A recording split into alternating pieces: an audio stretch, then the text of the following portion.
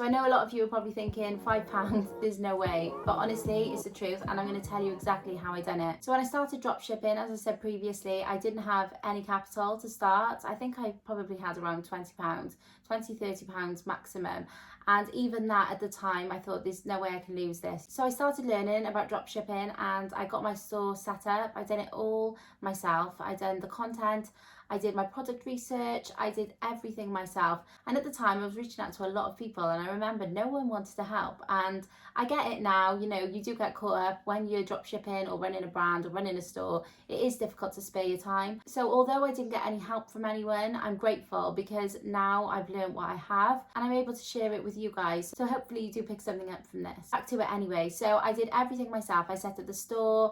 It took a lot. I've done a lot of research. I was up till 5 a.m. most nights learning about this business model. I was listening to videos in the car. I was constantly listening and learning and teaching myself all these different skill sets that I felt like I needed to be successful. So what I did was once I opened my store, I already had 2 weeks free with Shopify. So I contacted them and let them know that I was struggling a little bit because I was just setting my store up and it was my first time designing a store, and they were really supportive. I got to give it to them. Shopify support are amazing, and they gave me an extra 2 weeks, which was fantastic. I then had a month to put my head down and make sure everything was in its place. And to be honest, the website design and everything didn't take me 4 weeks. So I put myself in the frame of mind that I need to make enough money to cover my first month's Shopify. Because like I said, I wasn't in the best financial situation. So even £25 for the Shopify subscription would have been really difficult back then. So I set up my whole store thanks to YouTube and watching loads and loads of videos. The only expense I had was my domain. So I think it cost around £5-6 at the time. And then when I received my first sale, I thought, oh my gosh, you know, this is amazing. And I didn't really know what to do because I remember all my bills had gone out that week and I think I was left with like £50.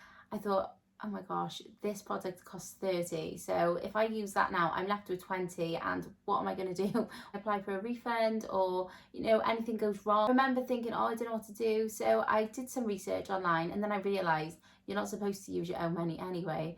So I thought at the time, what do I do? You know, do I buy this product and send it or what do I do? I did have a slight moment where I thought, I'm just going to wait. I will wait for the customer's money to come through and send it. If it doesn't work, then I could just close it down, you know. I tried. I think it took around 2 or 3 days for the customer's money to get into the account, and straight away, honestly, straight away, I purchased the product and I got the supplier to fulfill it.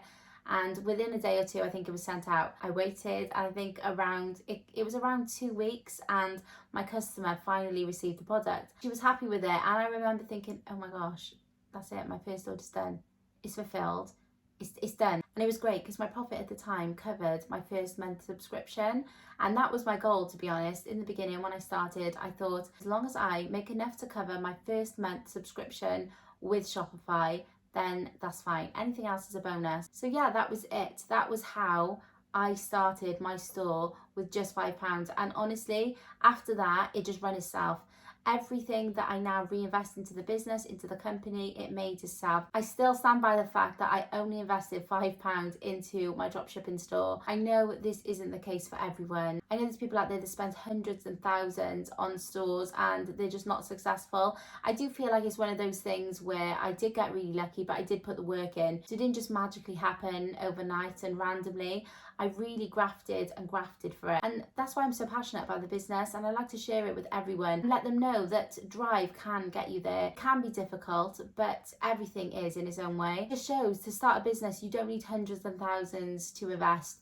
As long as you've got the drive and the willingness and you're consistent with everything, you know, it will pay off and it will work. I haven't got any superpowers or a magic wand. There's no reason why it worked for me and it couldn't for anyone else. So that's why I wanted to come on here and share with you that it is possible if you don't have a lot of startup funds. But as I stated previously, it does mean that you're just going to have to put that extra bit of work in. I know this wasn't a very long video again, but I just wanted to come on here and let you guys know that if you are thinking about getting started, don't let the financial side of things become an obstacle, because you can still open and trial a brand for less than £10. The next time you're about to spend £10 or £20 on something silly, just think I could be spending this on a domain and potentially setting up my future. I hope you guys did take something from this short video, and if you are considering opening a dropshipping store, go for it. And don't let your financial situation become an obstacle. Please let me know in the comments if you do end up opening a store and what you'd like to hear me talk about next. I'll see you all in my